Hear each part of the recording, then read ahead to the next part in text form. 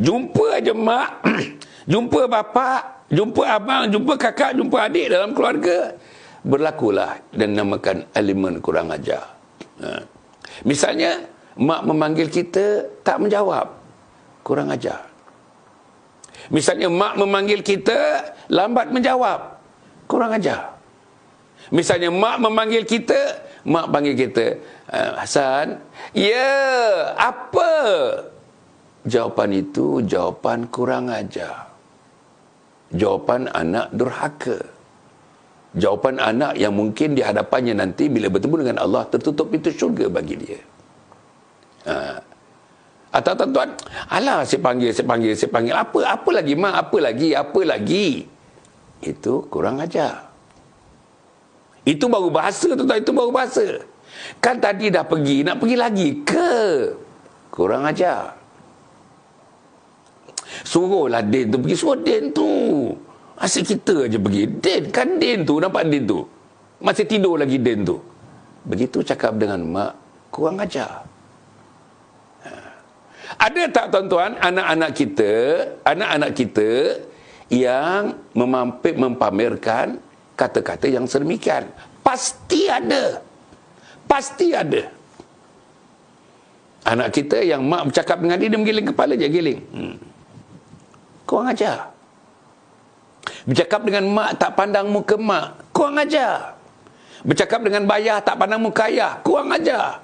Bercakap dengan ayah tapi tidak memandang matanya, tidak memandang perkataannya, tidak mengangguk-anggukkan, menandakan kita faham apa instruksinya, apa perintahnya, apa arahannya, kurang ajar. Saudara, kita pula memendekkan. Ayah masih nak bercakap lagi, mak dah bercakap lagi, kita nak caw dah tuan-tuan. Kita nak lari daripada dia. Kurang ajar. Besar lagi kurang ajarnya itu.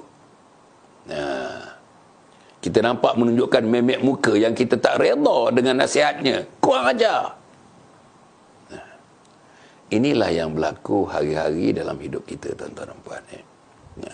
Dan saya nak menyebutkan tuan-tuan tentang kurang ajar ni, anak-anak yang kurang ajar ni, tuan-tuan dan puan, dia ada 3 kategori. 3 jenis. Pertama, tuan-tuan dan puan, kurang ajar dari segi perkataan. Macam saya sebutkan tadi. Kurang ajar dari segi perkataan. Satu hari berapa perkataan?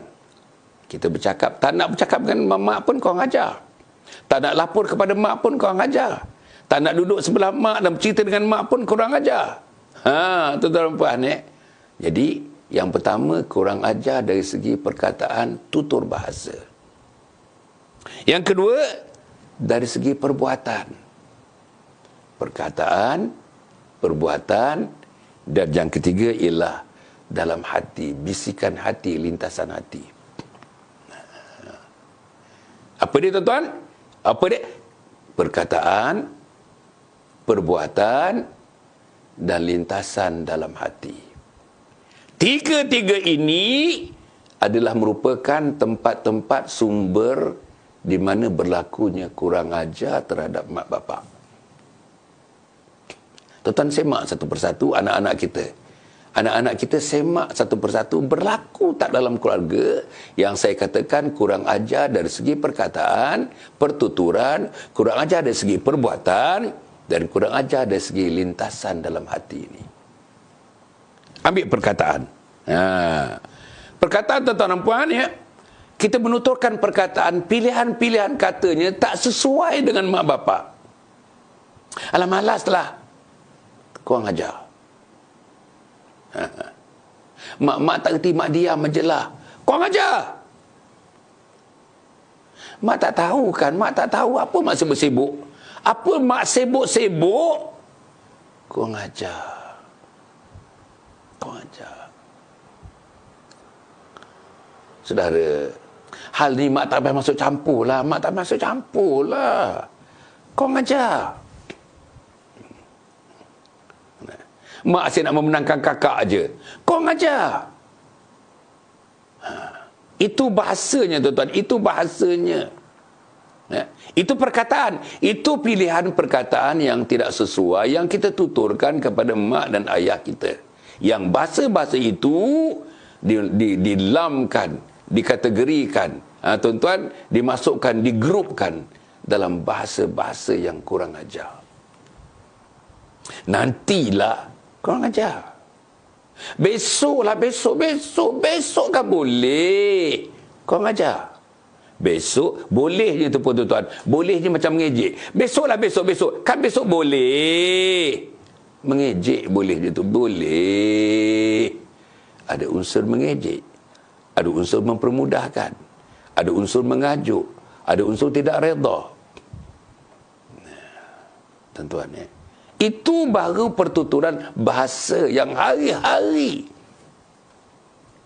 Cepatlah. Mak tembe lah. Tembe artinya perlahan. Maklumlah, mak dah tua, umur 70, badan besar sikit. Tentulah pergerakannya tuan-tuan lambat sikit. Kita gunakan bahasa apa? Tembe no lah mak ni.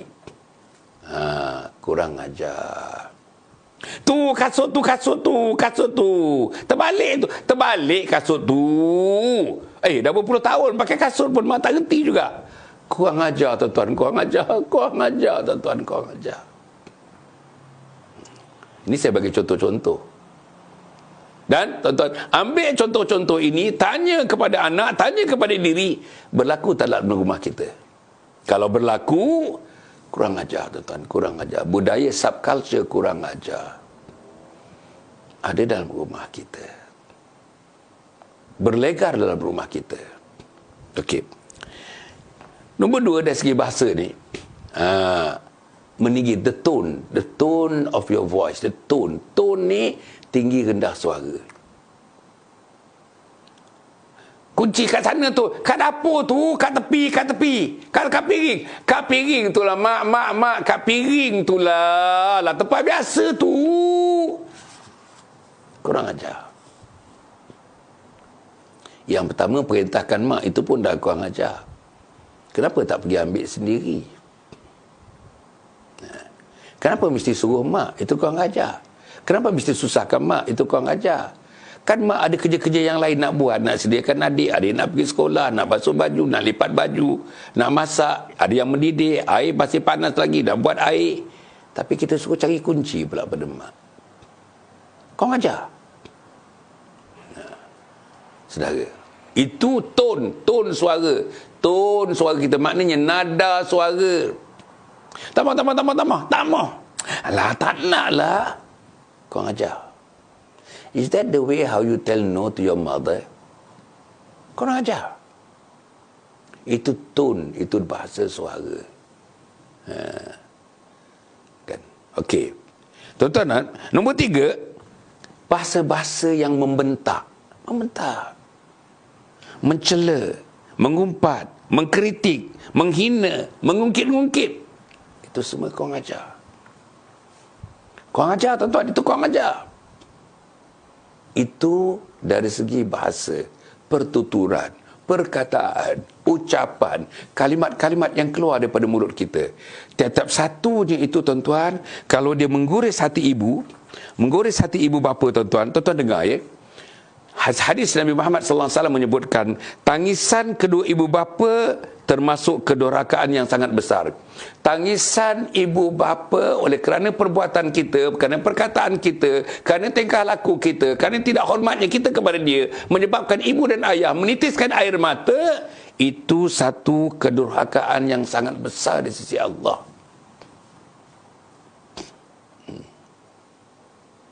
Do not make your mother, your father cry. Don't make them cry. Jangan bagi dia menangis kerana perbuatan kita. Tuan-tuan ya. Kemudian disebutkan tuan-tuan tadi dari segi perkataan. Saya nak ringkaskan. Yang kedua dari segi perbuatan. Perbuatan, kita tak layan mak bapak kita. Mak bapak duduk sorang-sorang termenung. Kita balik kerja dan ada masa, apa salahnya kita minum dengan dia? Tapi kita tak terpanggil pun, tak terlintas dalam kepala pun, kita balik kerja, nak rehat-rehat, nak minum-minum, air kopi dah disediakan. Isteri pula, tuan-tuan, sediakan air kopi, kita balik dengan goreng pisang untuk kita je. Ayah ada nun di sebelah tu, duduk menung-menung. Kenapa tak ada satu lagi cawan untuk ayah? Kenapa tak ada satu lagi tambahan, satu lagi, dua kali ketul pisang untuk ayah, goreng pisang untuk ayah?